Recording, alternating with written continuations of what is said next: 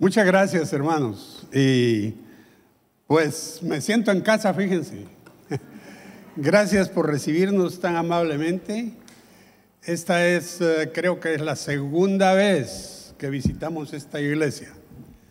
También la última vez que estuvimos dando un curso aquí, el pastor hizo algo similar. Algo que no se hace, pero lo hizo.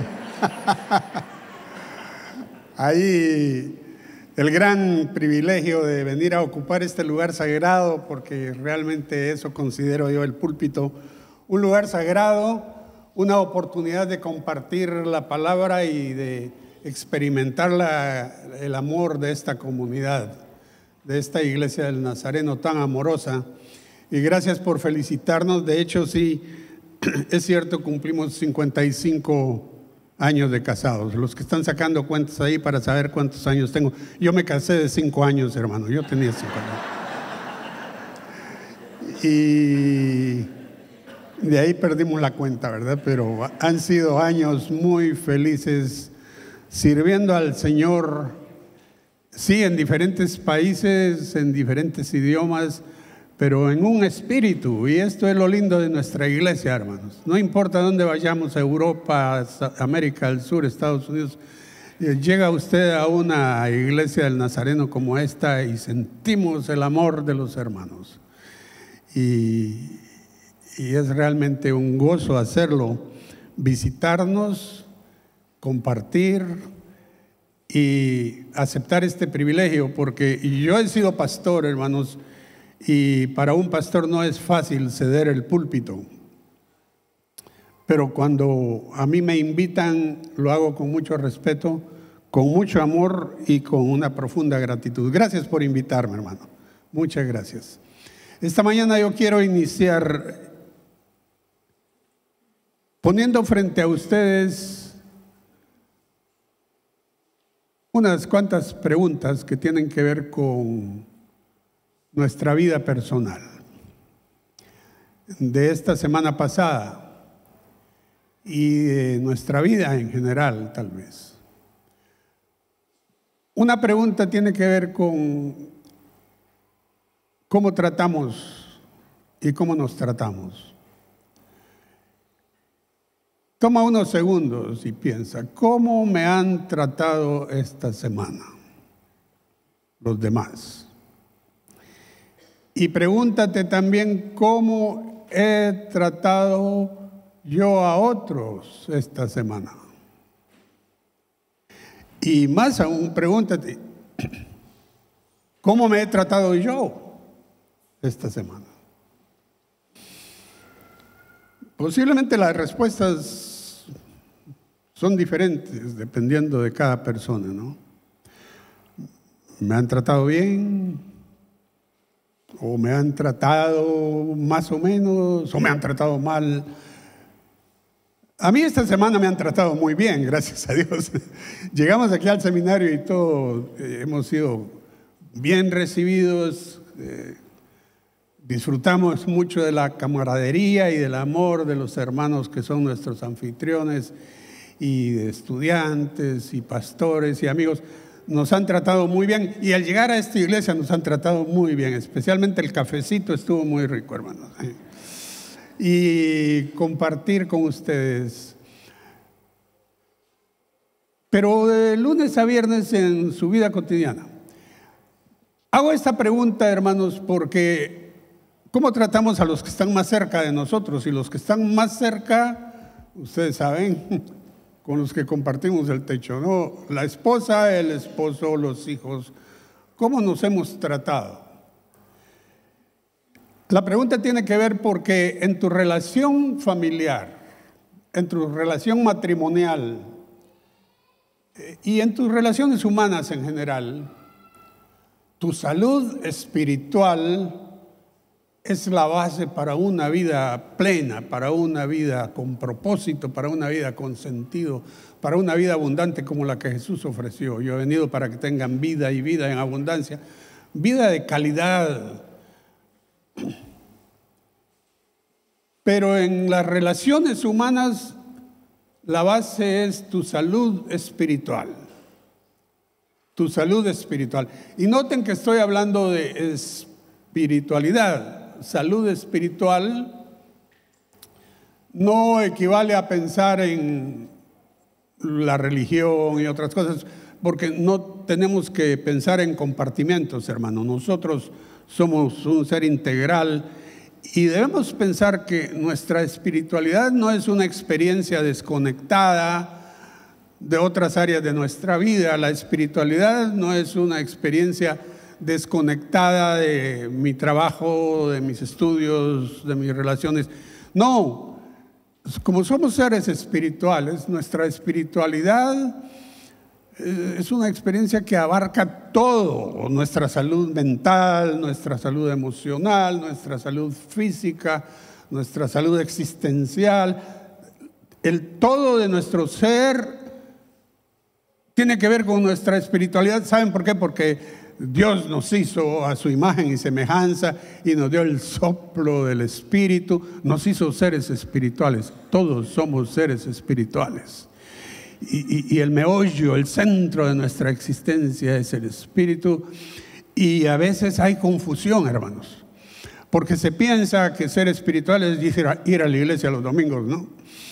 Y de lunes a sábado, pues ahí vemos cómo nos arreglamos, pero ser espiritual es como que ser miembro de una religión o afiliarse a una iglesia. Bueno, las religiones y las iglesias, pues, tienen mucha contribución que hacer a nuestra vida espiritual, pero la espiritualidad es algo mucho más amplio que la religión, porque, hermanos, hay una gran diferencia.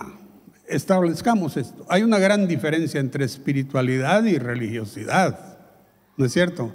Fíjense ustedes que cuando la religiosidad, o sea, por ser religiosos, nos sentimos como más culpables después de haber oído un sermón o participado en algo, nos sentimos más culpables.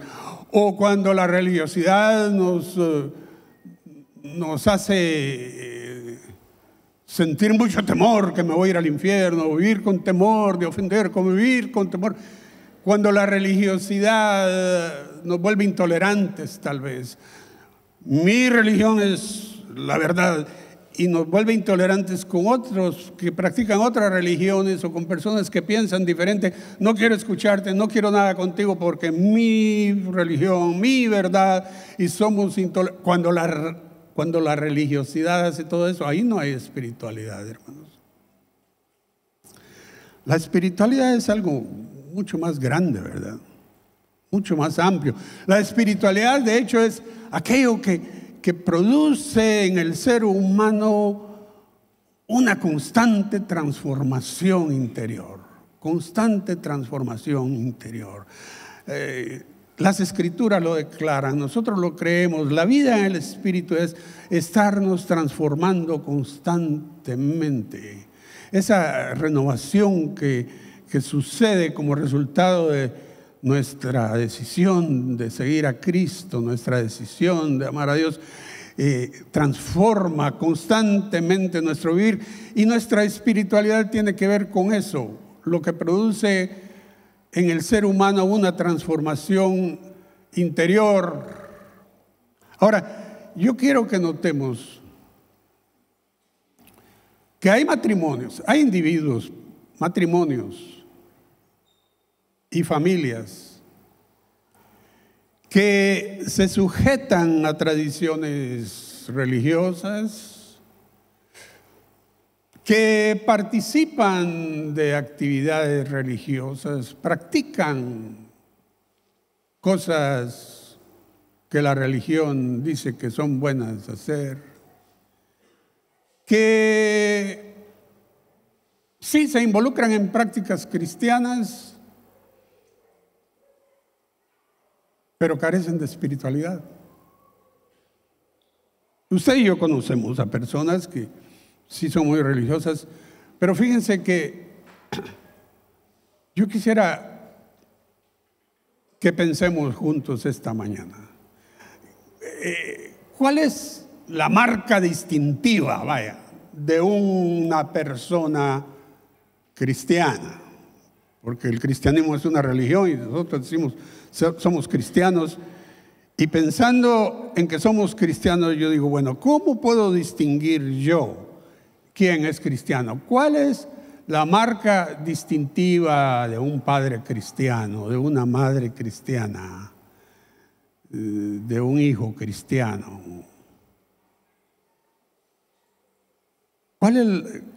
¿Cómo se distingue, vaya, quién sí es y quién no es? ¿Por el rotulito que lleva, yo soy cristiano, o por la membresía en una iglesia, o por cómo habla? Bueno, la marca distintiva de un cristiano, ¿cuál es? Porque fíjense ustedes que podríamos decir, bueno, la marca distintiva de un cristiano es alguien que tiene una experiencia mística, que tiene una experiencia religiosa, que habla en lenguas, o se tira al suelo, o que profetiza, o que, bueno, ¿será esa la marca distintiva de un cristiano? O alguien podría decir, bueno, la marca distintiva de un cristiano es creer y estar muy firme en sus creencias, en sus doctrinas, y que se sabe de memoria el manual de la iglesia o las doctrinas de la iglesia, y que las puede creer, o tener fe. La marca distintiva de un cristiano es tener fe. Yo tengo fe que ya va a terminar la pandemia. Yo tengo fe que traslada los montes al mar. Yo tengo fe. O la marca distintiva de un cristiano será que es tener fe o servir. ¿Será que la marca del cristiano es entregarse su vida al servicio en favor de los demás, y ofrendar y dar diezmos y ayudar a otros? Bueno, todo eso en su lugar, pero hay muchos que lo hacen, ¿verdad? ¿Cuál es la marca distintiva? Porque hay familias que tienen todo eso, prácticas cristianas, sirven, creen, oran, tienen fe, pero carecen de lo principal, que es el resultado de una verdadera espiritualidad. Y la marca distintiva de la verdadera espiritualidad, la marca distintiva del cristiano, el distintivo de la familia donde hay espiritualidad, es el amor. Lo declara la palabra y lo expone de una manera magistral el apóstol Pablo, quien le escribió a una iglesia en la ciudad de Corinto. Y en el capítulo 13 de esa carta hay un capítulo formidable que a veces se lee en las bodas, ¿verdad? Ustedes van a ir a bodas y leen 1 Corintios 13 y algunos se memorizan 1 Corintios 13. Pero hermanos, ahí se está hablando precisamente del distintivo cristiano. La familia, la pareja, la iglesia, la escuela, donde hay amor, ahí sí hay espiritualidad, ahí sí vemos que hay cristianos. Yo no lo digo, lo dice la palabra a través de la pluma de Pablo en 1 Corintios 13. Por eso yo les quiero invitar para que leamos juntos, y les invito a que lo leamos de la pantalla, porque como hay muchas versiones de la Biblia, ¿verdad? Todas dicen lo mismo, pero con diferentes términos y lenguaje. Pero esta versión del lenguaje actual es muy clara. Y yo quiero que todos participemos leyendo juntos, en voz alta, pausadamente y pensando en lo que estamos leyendo. Y esto es lo que dice 1 Corintios 13. ¿Me acompañan? Si hablo en lenguas humanas y angélicas, pero no tengo amor, no soy más que un metal que resuena o un platillo que hace ruido. Si tengo el don de profecía y entiendo todos los misterios y poseo todo conocimiento, y si tengo una fe que logra trasladar montañas, pero me falta el amor, no soy nada. Si reparto entre los pobres todo lo que poseo, y si entrego mi cuerpo para que lo consuman las llamas, pero no tengo amor, nada gano con eso. El amor es entonces, de acuerdo a la palabra de Dios, superior a las experiencias místicas, superior a las doctrinas que memorizamos y defendemos y estudiamos, superior a la fe, superior al servicio, al trabajo misionero, a las ofrendas y a los diezmos. El amor es superior a todo eso porque es el distintivo del cristiano. Y el amor es difícil definirlo, hermanos. Si yo le empezara a preguntar, bueno, el rector del seminario está aquí, y yo le diría, doctor Hulka, deme una definición del amor. Pero luego le pregunto aquí al pastor, deme una definición. Serían definiciones muy diferentes. Si le pido a una dama, deme una definición. El amor es muy difícil definirlo, pero es muy fácil identificarlo, ¿verdad? Es fácil identificar a una persona amorosa. Y se identifica, y entonces lo que Pablo hace es describirlo. Dar una descripción del amor es más fácil, porque el amor se ve en acción en las personas, y por eso es que Pablo sigue, y vamos a seguir leyendo, y él da una descripción del amor que dice así, leámoslo todos juntos. Quien tiene amor es paciente y bondadoso. Quien tiene amor no es celoso, ni fanfarrón, ni orgulloso, ni ofensivo. No exige que las cosas se hagan a su manera. No se irrita ni lleva un registro de las ofensas recibidas. Quien tiene amor no se alegra de la injusticia, sino que se alegra cuando la verdad triunfa. Quien tiene amor nunca se da por vencido, jamás pierde la fe, siempre tiene esperanzas y se mantiene firme en toda circunstancia. Así se ve el amor. Esa es la descripción del amor que hace Pablo. El amor del que habla Pablo en 1 Corintios 13 es amor a los demás y amor a nosotros mismos. Porque Jesús lo dijo en cierta ocasión, ¿verdad? Ama a tu prójimo como te amas a ti mismo. Uno debe amarse a sí mismo y puede amar a los demás. De ese amor habla 1 Corintios 13.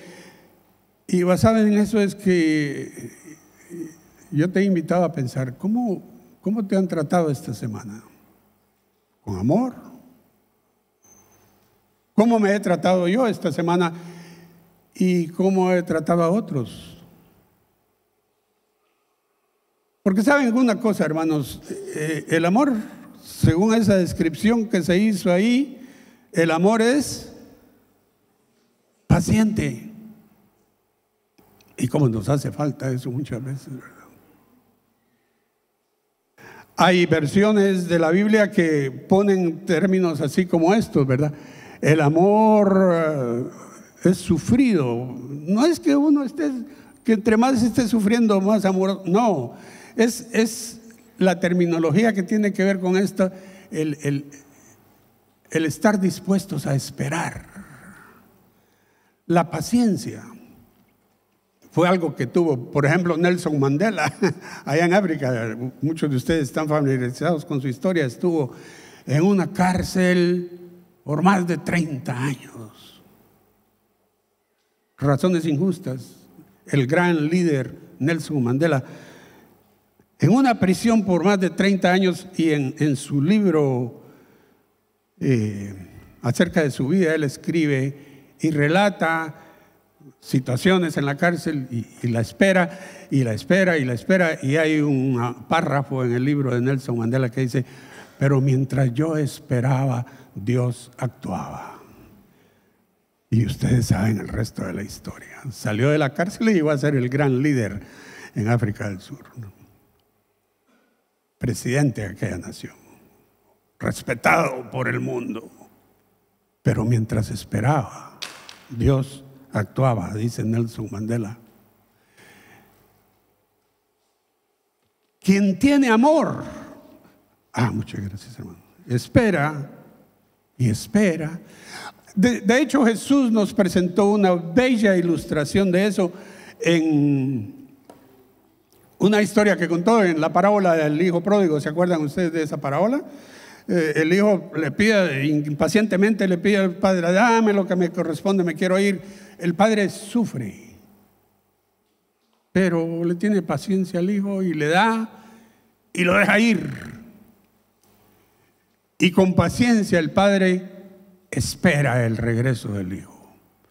Y yo me imagino que cada día el padre se levantaba y decía: tal vez hoy es el día que va a regresar mi hijo. Y seguía esperando, y seguía esperando. De hecho, la figura del padre en esa parábola es la figura del Dios. Dios es amor y Dios es muy paciente. Y nos ha tenido paciencia y nos ha esperado y nos sigue esperando. Y en su amor y en su espera es que encontramos nuestra salvación. Y es muy paciente, nos sigue amando y nos sigue esperando. Quien tiene amor es paciente. Dios es amor, Dios es paciente. Y Pablo dice: y quien tiene amor es paciente. Y quien tiene amor, ¿qué es? ¿O qué no es? ¿O qué sí es? Esas son las descripciones que habla. En 1 Corintios 13 dice que el amor es bondadoso.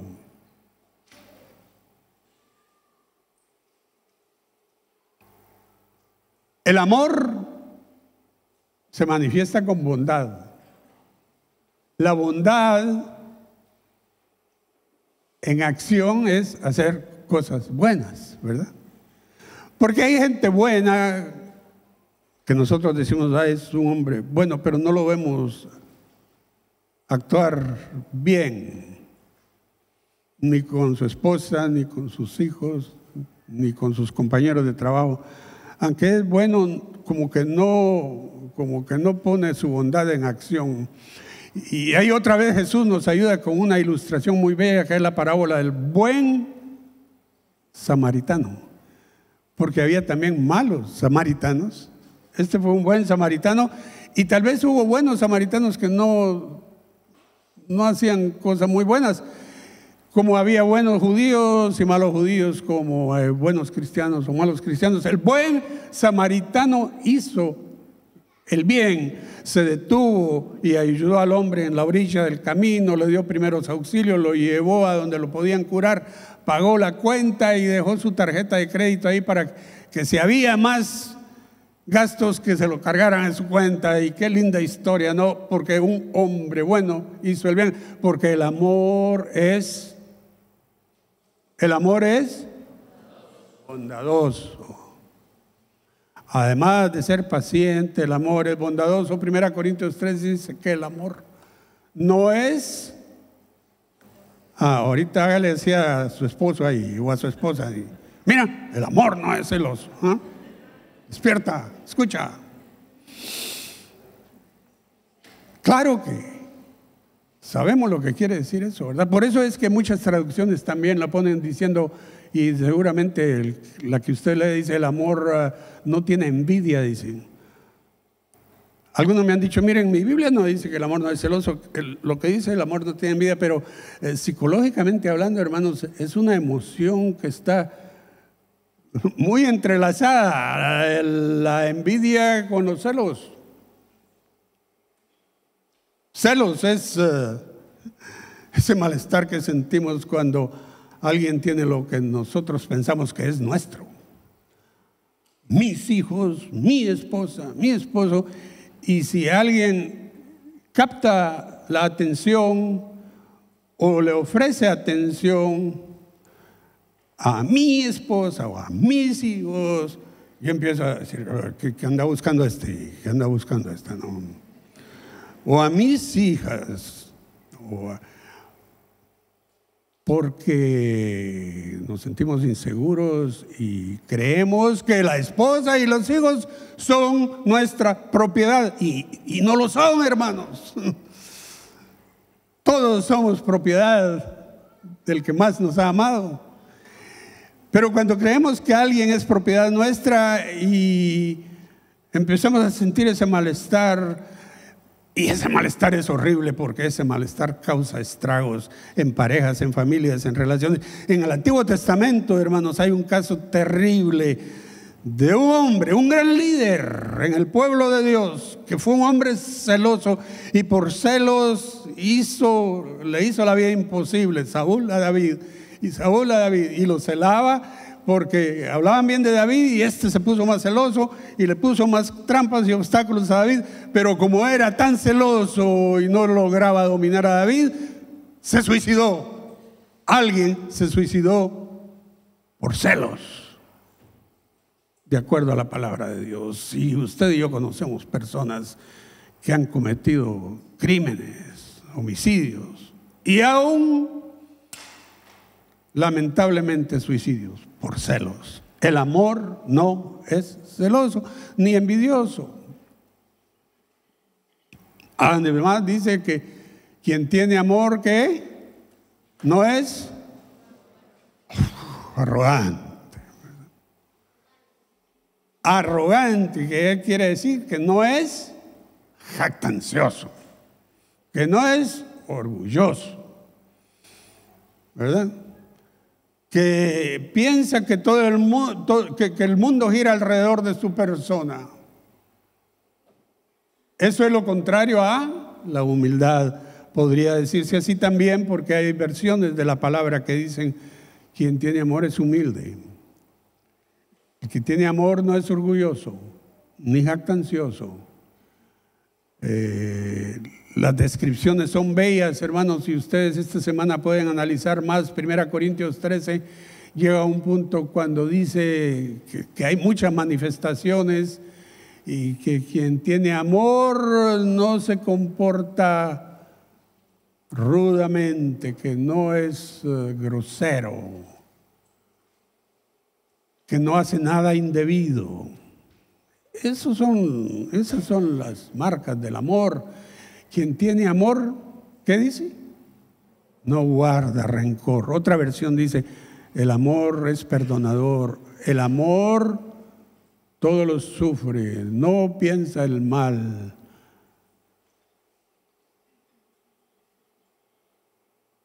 Qué linda descripción, ¿verdad?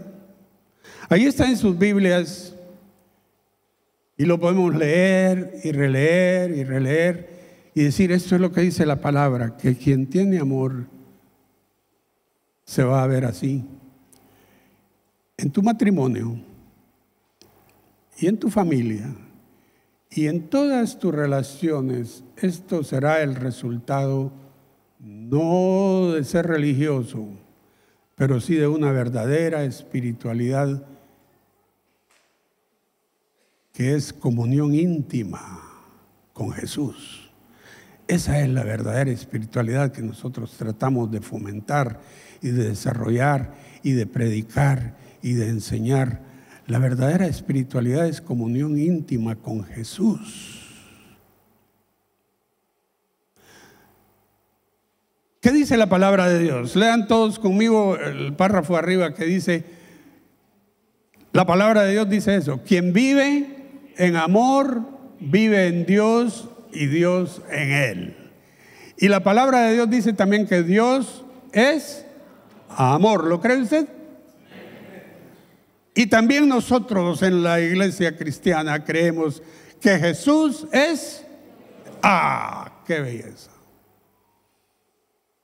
Y si Jesús es Dios, entonces quien tiene a Jesús, tiene a Jesús, ¿verdad? Porque Jesús es amor, porque Dios es amor. Por eso yo me he atrevido a invitar a estudiantes, a amigos, a hermanos, a mi familia, a que leamos 1 Corintios 13, poniendo la palabra Jesús en cada ocasión donde 1 Corintios 13 dice amor. Y yo les invito a ustedes para que hagamos ese ejercicio esta mañana y leamos en voz alta, leyéndolo así. Lean conmigo, por favor. Si hablo en lenguas humanas y angélicas, no tengo a Jesús, no soy más que un metal que resuena o un platillo que hace ruido. Si tengo el don de profecía y entiendo todos los misterios y poseo todo conocimiento, y si tengo una fe que logra trasladar montañas, pero me falta Jesús, no soy nada. Si reparto entre los pobres todo lo que poseo, y si entrego mi cuerpo para que lo consuman las llamas, pero no tengo a Jesús, nada gano con eso. Quien tiene a Jesús es paciente y bondadoso. Quien tiene a Jesús no es celoso, ni fanfarrón, ni orgulloso. No exige que las cosas se hagan a su manera. No se irrita, ni lleva un registro de las ofensas recibidas. Quien tiene a Jesús no se alegra de la injusticia, sino que se alegra triunfa. Quien tiene a Jesús nunca se da por vencido, jamás pierde la fe, siempre tiene esperanza y se mantiene firme. Quien tiene a Jesús en tu matrimonio, en tu familia y en todas tus relaciones, esto será el resultado no de una religiosidad, porque hay muchas cosas y muchas personas en la religión que no tienen a Jesús, pero sí será el resultado de esa verdadera espiritualidad que es comunión íntima con Jesús. ¿La tienes tú? Y una vez más, hermanos, el amor del que se habla aquí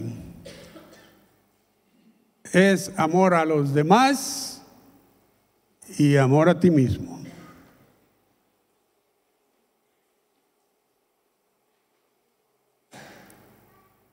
Y fíjense que cuando ya nos ponemos a pensar cómo me han tratado esta semana y cómo me he tratado yo esta semana y cómo he tratado a otros esta semana, he tratado a otros como a Jesús. ¿Me he tratado yo como Jesús? ¿Me han tratado a mí, los demás, como Jesús? Ya planteándolo así, yo les digo, hermanos, es una gran verdad y es una gran necesidad. Les voy a contar la historia de unos monjes. Creo que fue un monasterio aquí en Argentina, no estoy seguro, o pudo haber sido en México, no estoy seguro, pero era un monasterio muy lindo, lleno de vida y era precioso el lugar, muchos jardines atractivos, y adentro del monasterio se respiraba un ambiente de tranquilidad, de paz.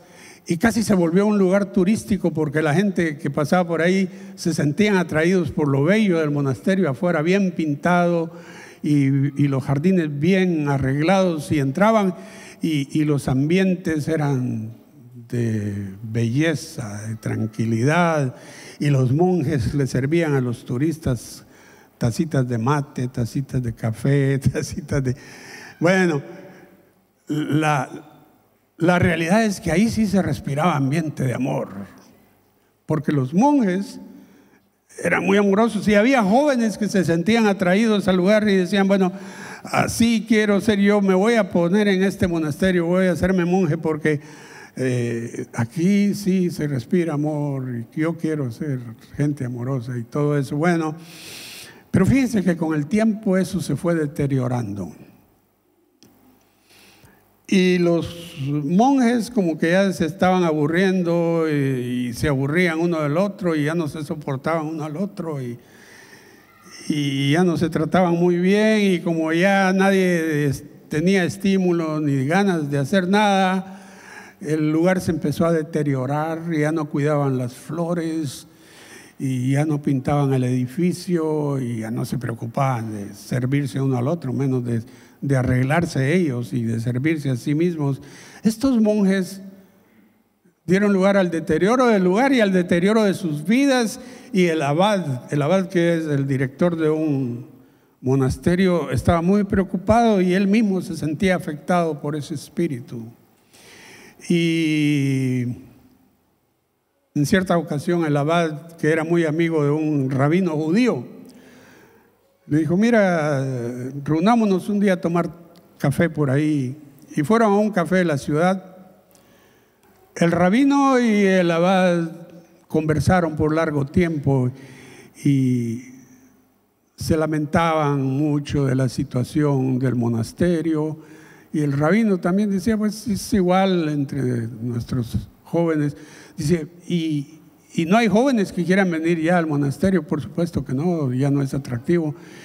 Y esa lamentación, eso fue el tema de su conversación esa tarde, que tomaron cafés, casi deprimidos los dos, ¿no? Hablando de todo lo negativo que estaba pasando en el monasterio.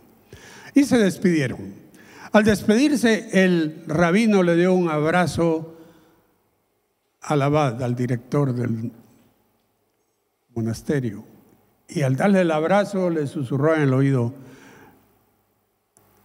ahí en el monasterio, uno de ustedes es Jesús. Se quedó pensando. El abad regresó al monasterio pensando: ¿por qué me diría eso? Uno de ustedes es el Mesías, le dijo. Uno de ustedes es Jesús. Y regresa pensando, y llega al monasterio y lo ven los monjes que estaban por ahí desganados y no motivados, y el lugar sucio, y la cena no estaba lista porque nadie quería cocinar, ¿verdad? ¿Qué te dijo el rabino?, le preguntaron al director. Bueno, fíjense que me dijo que uno de nosotros es Jesús.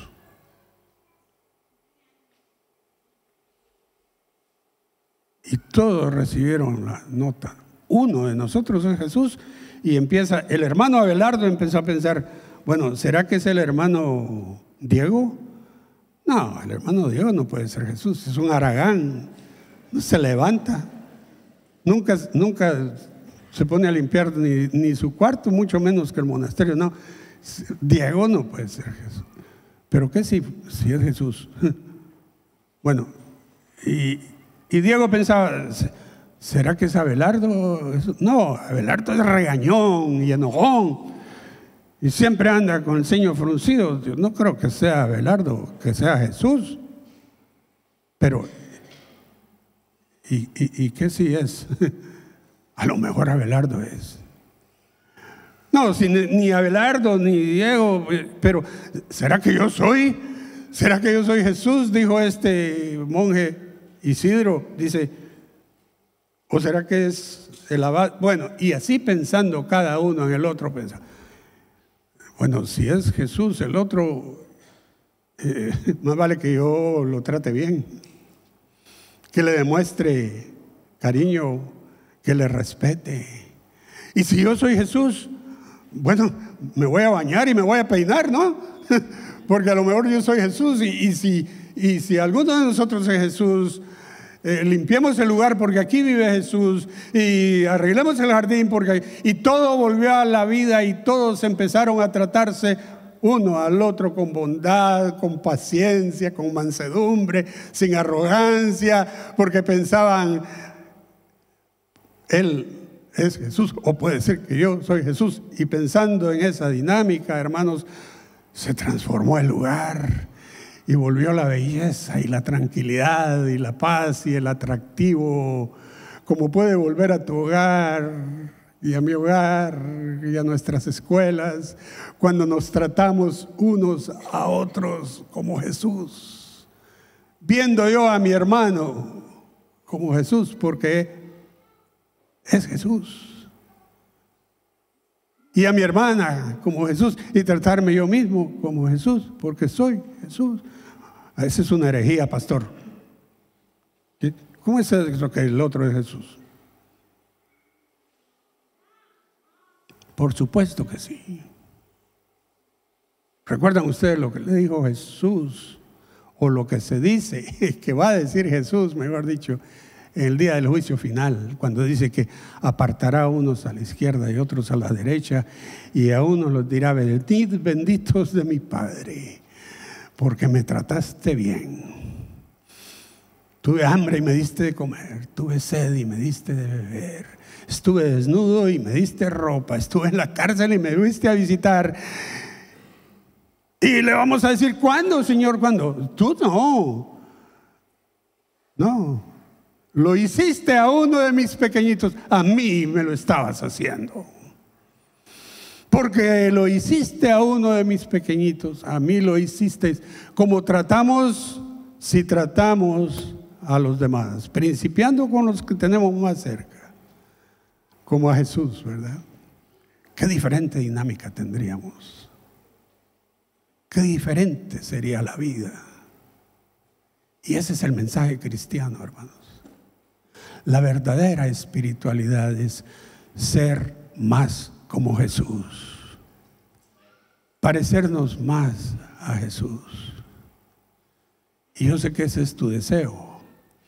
Hay un lindo canto que es uno de mis favoritos, de los cortos nuevos que se cantan, que dice: de gloria en gloria te veo, y entre más te conozco, más quiero ser como tú. Quiero ser más como tú, Jesús. Ver la vida como tú, Jesús. Saturarme de tu espíritu. ¿Es tu deseo ese esta mañana, hermano? Les invito a que oremos unos segundos en silencio, pensando en lo que la palabra nos ha dicho, pensando en mi persona y en mis relaciones interpersonales, pensando en mi persona y en mi amada esposa o mi amado esposo, pensando en mis hijos, mis nietos, en mis amigos, en mis colegas, compañeros y compañeras de trabajo. Veo yo a Jesús, y si yo puedo, le trato como Jesús trataría a esa persona. Veo en él o en ella ese valor, esa belleza que digo ver en Jesús.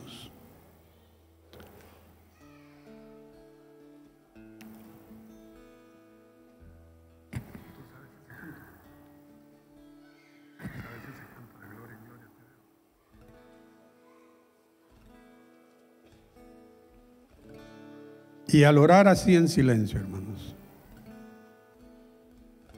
permitiendo que su palabra sature nuestra mente, nuestras emociones y nuestra voluntad, hagamos una decisión. Si la invitación no es afiliarnos a una iglesia ni pertenecer a una religión, pero sí la invitación es recibir a Jesús, el Espíritu de Jesús, la persona de Jesús, para que sature nuestra vida, nuestra mente, nuestras emociones, nuestra voluntad, la totalidad de nuestra personalidad. Eso es aceptar a Jesús. Que así sea, Señor. Gracias por tu iglesia. Gracias por tu pueblo. Gracias por tu palabra. Amén.